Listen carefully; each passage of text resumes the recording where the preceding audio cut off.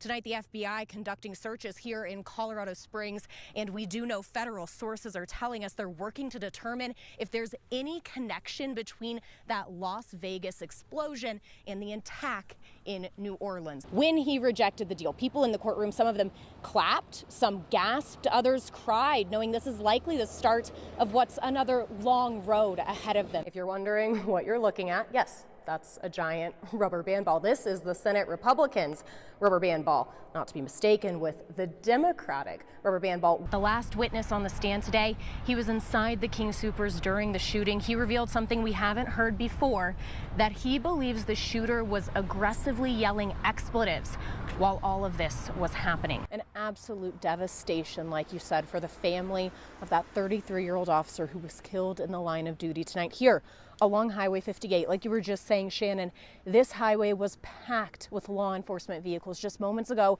still some just beyond that curve. This is Tyrone. He's a junior here. You said you were outside when everything happened. What did you hear? What did you see? And at first, those people, they were confused why they were being turned away. Then they learned this is the site of a terror attack. This is a story.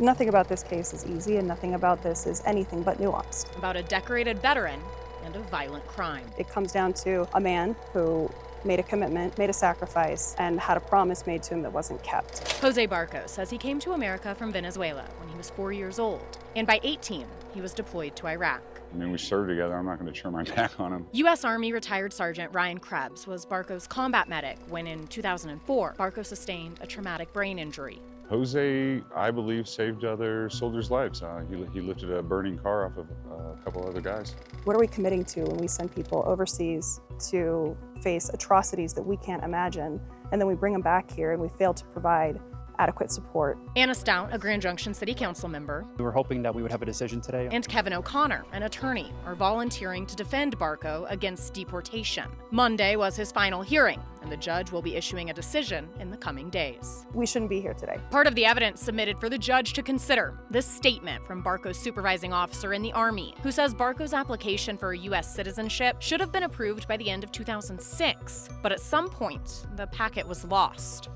It's appalling, and every American should be deeply offended by this. An arrest affidavit obtained by Denver 7 details a night in 2008 when Colorado Springs police officers responded to a call of shots fired at a house party. A 19-year-old pregnant woman was shot in the leg as a car drove in front of the house, and Barco was identified as the shooter by other people at the party. He reacted at a party, he shot randomly, and he made a terrible mistake and served 15 years for it. Barco was convicted in 2009 of 2 counts of attempted murder and 1 count of felony menacing. We've never tried to excuse what happened, but I don't think that you can look at what happened in Colorado Springs and extract it from the bigger picture of being a person who was sent overseas and witnessed things that would break most of us. An ICE spokesperson says an immigration judge ordered Barco be removed, and they're working to enact that order. DHS was trying to argue that Jose was never harmed by Venezuela and that he was never harmed by Cuba or Mexico, so that there's no legitimate fear of future persecution. Barco could be deported to Venezuela, which has rejected him once this year already,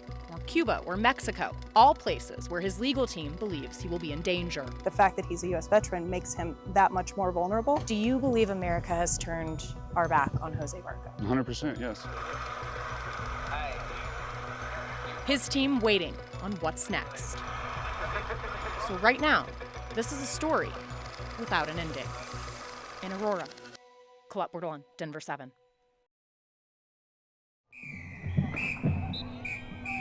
I cannot imagine a better job. High school football.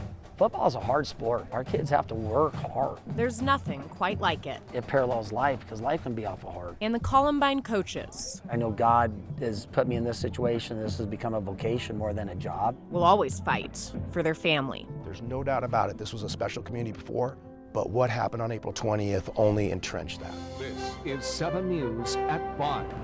A tragic day at Columbine High School. Good evening, everyone. I'm Ann Trujillo, live at Swedish Hospital. Sometimes it feels like it happened just recently, and other times it seems like a million years ago. It's an incredible place, a beautiful place, a special place where something really awful happened. Archives at the Denver Public Library. There are the headlines we all remember. Everybody knows where they were when 9/11 happened, And I think most people know where they were when Columbine happened. But there's another story from that same year. Head coach Andy Lowry, who spent 30 seasons with the school, will always cherish. They worked hard and stuck together and ended up winning a state championship for our first year in 1999. So A remarkable comeback for the Rebels, teenagers who found themselves again on that field. kind of wish we would have been able to celebrate more, but we had such heavy hearts that it felt some guilt. One of the kids that we lost was Matt Kechter, and he was in our football program. Matt was a special person with high morals and high values and just how he treated people. MJK, Matt's initials, became the team's rallying cry that year. How did Columbine survive? It survived because of the kids. And in their memories of the people they lost was a way to live. I don't think the objective has ever been to let's go out and let the world know how great we really are. It's been, let's take care of each other, let's love each other. And through that, hopefully the legacy changes. Because Columbine pride isn't what it sounds like. It's not a look at me or notice me type of thing. Instead, what it is it's a look at others around me. It's a pride in one another. It's a dedication to friendships. And sometimes in sports, there's a win you can't quite explain. It's quite the coincidence. I don't know, because I don't know if anybody expected it in '99, and I'm telling you right now, it just kind of happened. Since that first '99 win, the Rebels have taken home 6 championship titles total, all under Coach Lowry. Their most recent, late last year, almost 25 years since the shooting. There are no tears of sorrow, that's for sure. Would it be insensitive for me to say that love won? No, not at all. I think faith and love both won, absolutely. A fitting legacy for the field they call home. With photojournalist Colin Riley, Colette Bordelon, Denver 7.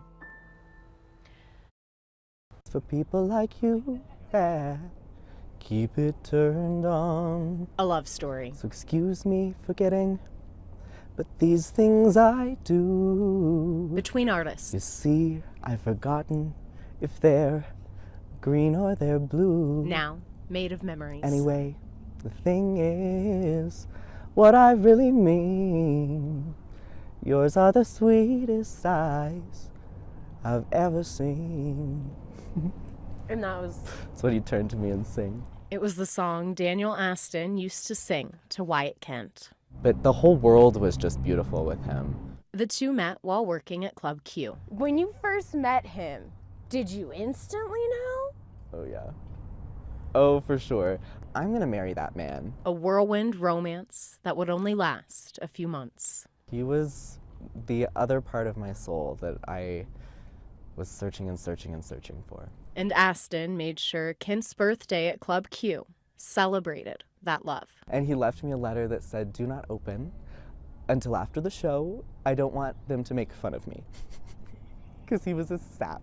But Kent's birthday, we heard gunfire, was the same night that would forever change their lives. I didn't know where Daniel was. I tried to call Daniel and his phone went to voicemail. 11 hours of torment. He died a hero. He saved our door girl's life.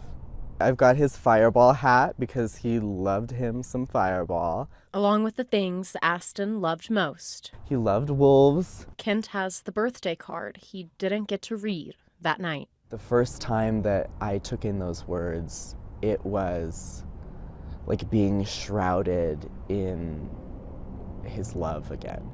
A love that lives on. First of all, I believe you can never have too many flowers. Especially not on your birthday, especially not from your lover. You deserve much more, in fact. Also, you can never have too much attention or appreciation, especially for a drag queen, and especially not on her birthday. So allow me to give some to you. Every day I am enamored by you. I know I've told you 100 times, but I've never felt this way about anyone ever. Since I've met you, I've been short of breath. Now you're all I think about.